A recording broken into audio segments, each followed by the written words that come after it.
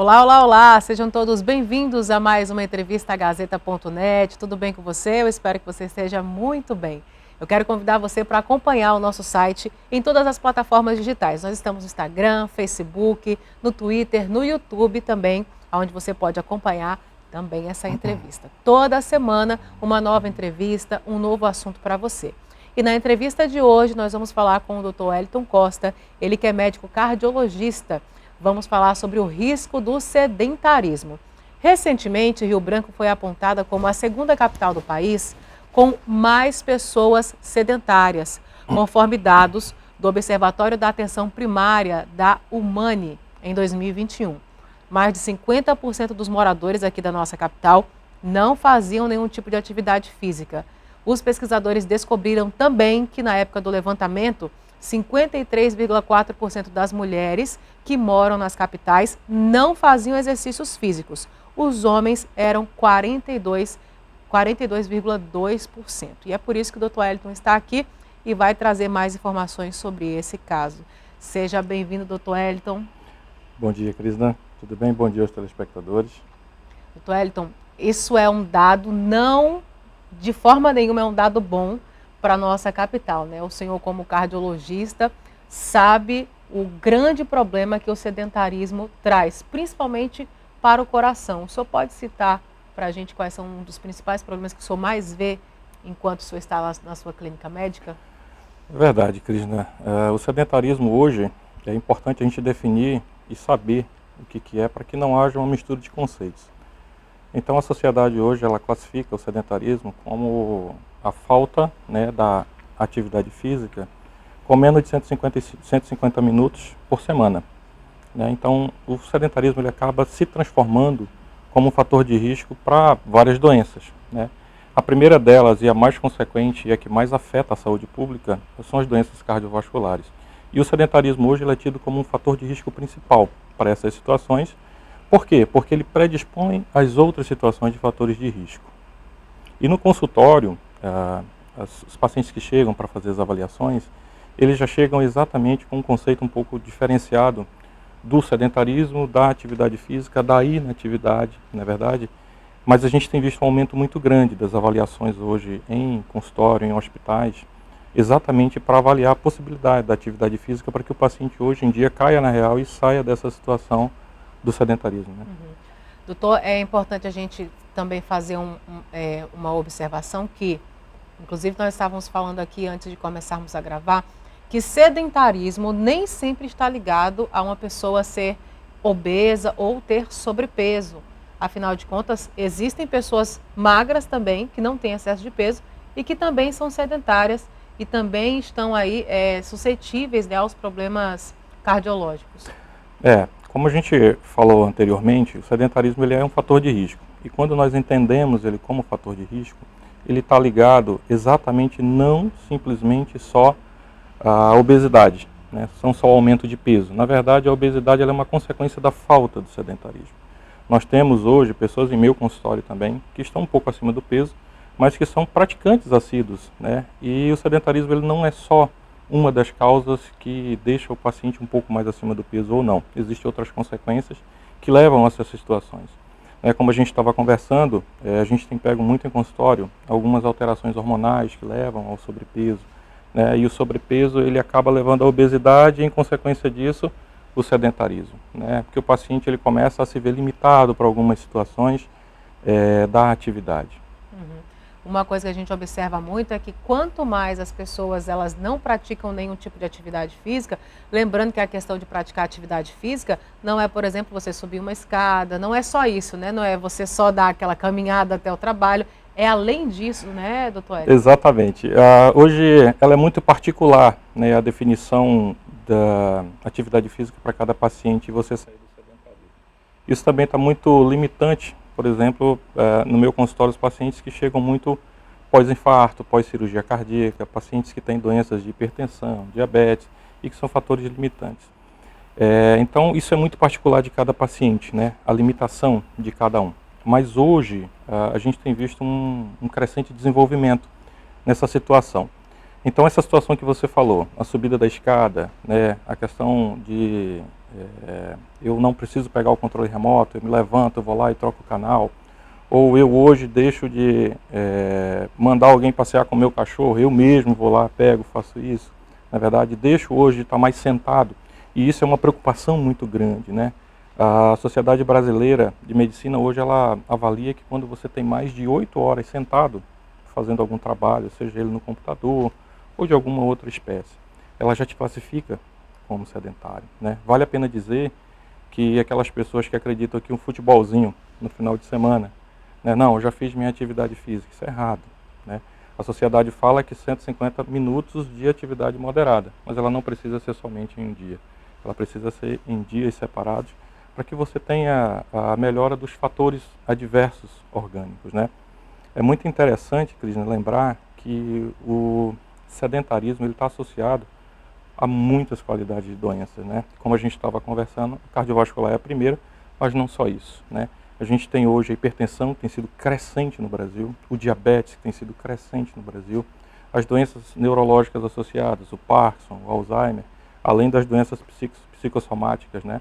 Hoje, por exemplo, a gente vê, e eu fico muito feliz, né? Eu não sou praticante de corrida, mas eu fico muito feliz quando eu vou caminho da minha casa e eu vejo aqueles corredores, os ciclistas, porque o que acontece? Quanto mais você estimula o seu organismo, e a corrida e a bicicleta são principais nisso, você tem uma produção muito grande de um hormônio chamado endorfina, e é o hormônio do prazer. Então você vê a corrida como, para muita gente, quando você conversa, um fator viciante. Não, eu gosto de correr, eu gosto de pedalar, por quê?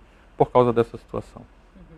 Doutor Hélito, agora falando especificamente sobre os problemas cardiológicos, o senhor falou aí, é uma observação que a pressão alta, ela é uma crescente, ou seja, muitos pacientes têm aparecido com esse problema. Como é que a pessoa ela consegue chegar a esse diagnóstico de que tem uma pressão alta?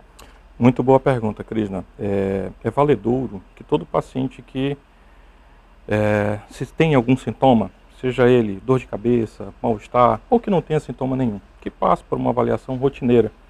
Se não seja com cardiologista... Isso é um grande problema, né? A gente o brasileiro só vai para o médico quando está doente já. Pois é, Cristina, não é só o brasileiro, mas assim, no Brasil a gente fica muito preocupado com essa situação porque o acesso, né, à saúde pública, sim, embora tenha melhorado constantemente, a gente vê isso no esforço dos nossos governantes, mas é uma questão muito cultural ainda, né?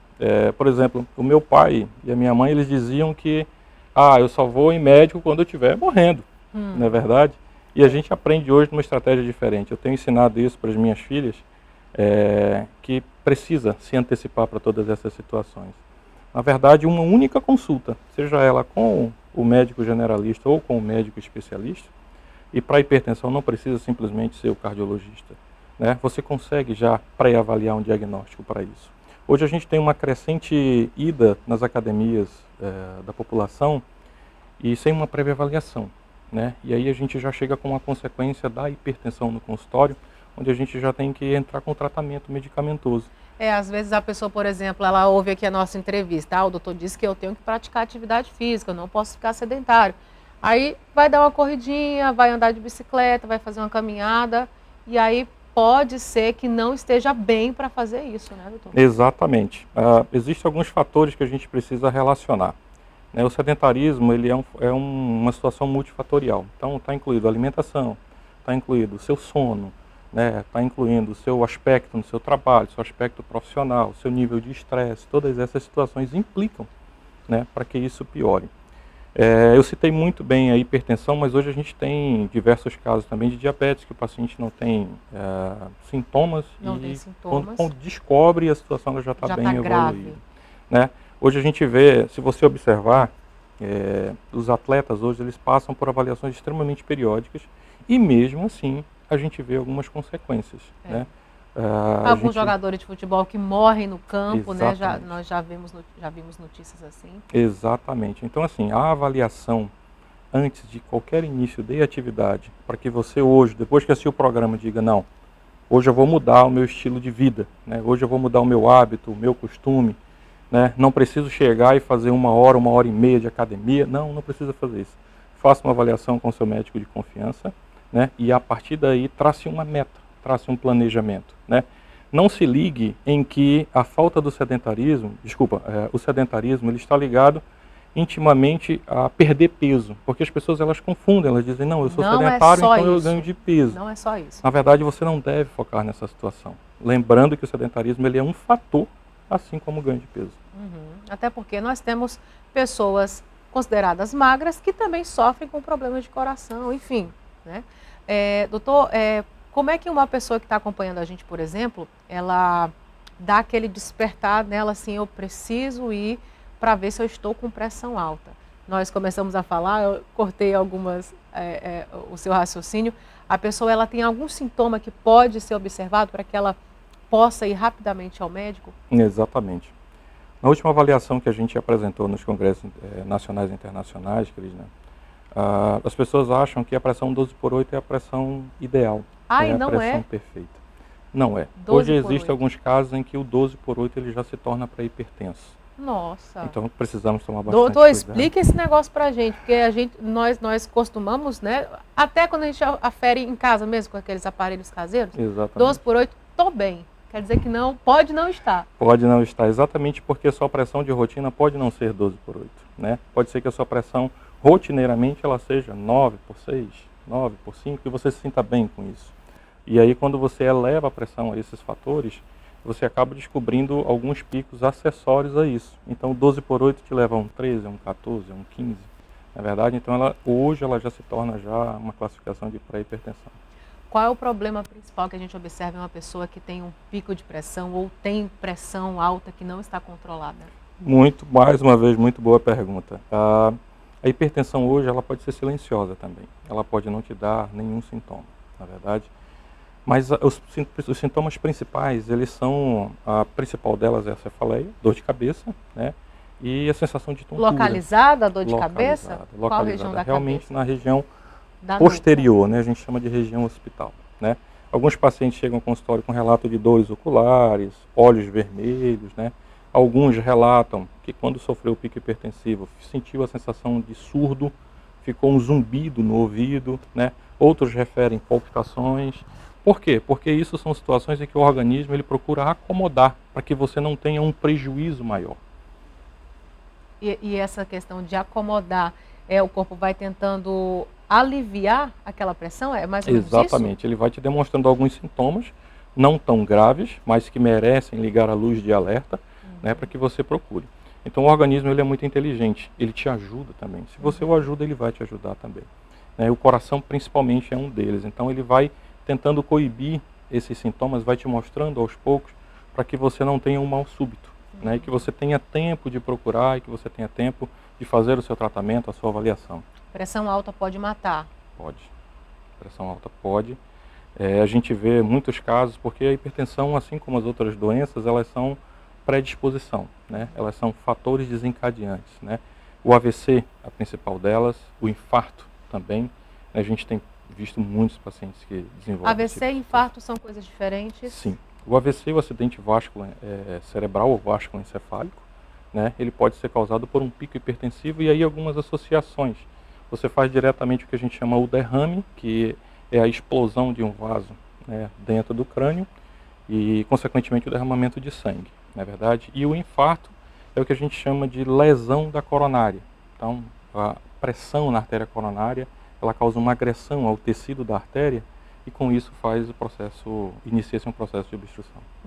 E a pressão alta, qual é o principal motivo dela, doutor? Bom, eu costumo dizer que a hipertensão hoje, ela tem alguns fatores muito relevantes, né? E tem sido cada vez mais estudado o fator genético, né? O meu pai, a minha mãe era hipertenso, isso tem um grande valor na hora da consulta, né? Para que você faça o diagnóstico disso. Como eu falei para você anteriormente, a hipertensão hoje ela pode ser assintomática. Então, através dos fatores, né, da investigação no consultório, a gente consegue chegar a esse diagnóstico. Fisicamente, o que acontece? O sangue ele passa por uma veia que está muito obstruída? Como é que acontece isso? A hipertensão ela é classificada como o aumento da viscosidade sanguínea, né, associado a um vasoespasmo arterial. Né? Com isso, vamos traduzir isso Então Bem vamos lá. simples. A viscosidade significa aquele sangue grosso, aquele sangue mais espesso, onde você tem um colesterol mais elevado, a gordura no sangue, ela está maltratada, ou existe algum fator genético que faça com que esse sangue ele fique mais dificultoso para se passar. Com isso, existe um aumento da resistência arterial. O que é isso? Você começa a ter uma diminuição do fluxo nos membros, né? E, consequentemente, um aumento da sobrecarga no coração, e aí vai causando a hipertensão. Então tá aí, gente. E para combater tudo isso, aí entra a questão da alimentação, da atividade física, né, que nós estamos falando. E o sono. O sono. O sono é um fator primordial, né, no tratamento da hipertensão, da doença cardiovascular. Uma boa qualidade de sono, né, ela diminui os níveis de adrenalina, os níveis de distúrbios hormonais. E, Krishna, assim, a maior produção dos nossos hormônios, eles são a nível noturno, né? Então, os hormônios que diminuem o envelhecimento estão todos associados a essa situação. Então, o sono hoje ele é um fator principal, digamos assim, para o controle, né, e o tratamento da hipertensão. Doutor Wellington, o senhor gostaria de fazer alguma outra observação sobre o assunto que nós estamos tratando aqui? Nós já estamos encaminhando já para encerrar a nossa entrevista. Ok, Cris. Primeiro, agradecer a equipe da TV Gazeta que está abrindo esse espaço para que a gente possa crescer em informação, e eu digo todos nós, né, porque isso repercute em mim também. A gente às vezes está no consultório e foca muito naquilo que a gente é multi-especialista e esquece dos outros assuntos que são um pouco mais primordiais. Mas alertar a população que, como você falou no início, né, a gente precisa mudar essa característica de que o Acre hoje ele está nessa situação e nessa colocação de classificação. E a mudança ela vem aos poucos, né? Ela não vem repentinamente e também não vem uma mudança muito súbita, né? O ganho ele é mínimo, então a persistência ele é um fator principal nessa situação. Isso é verdade. Doutor Wellington, eu quero agradecer a sua presença aqui e volte mais vezes. Amém. Obrigado, Krishna. Obrigado aos telespectadores. Estamos à disposição. Muito obrigada. Então, gente, está aí, ó, falando sobre questão de atividade física, de sedentarismo. Claro que tudo isso passa por também uma facilitação, né, do local onde a gente mora, né? Ou seja, a ação do poder público, né? Criação de mais parques, segurança na hora de praticar alguma atividade física também é muito importante. Nós estamos começando a debater esse assunto e, claro, vamos torcer aí que esse quesito evolua ainda mais e Rio Branco seja uma capital sem esse dado negativo. Eu quero agradecer a sua companhia até aqui e te pedir para que você possa compartilhar essa nossa entrevista, compartilhando informação, a informação de qualidade. Obrigada, até a próxima. Tchau, tchau.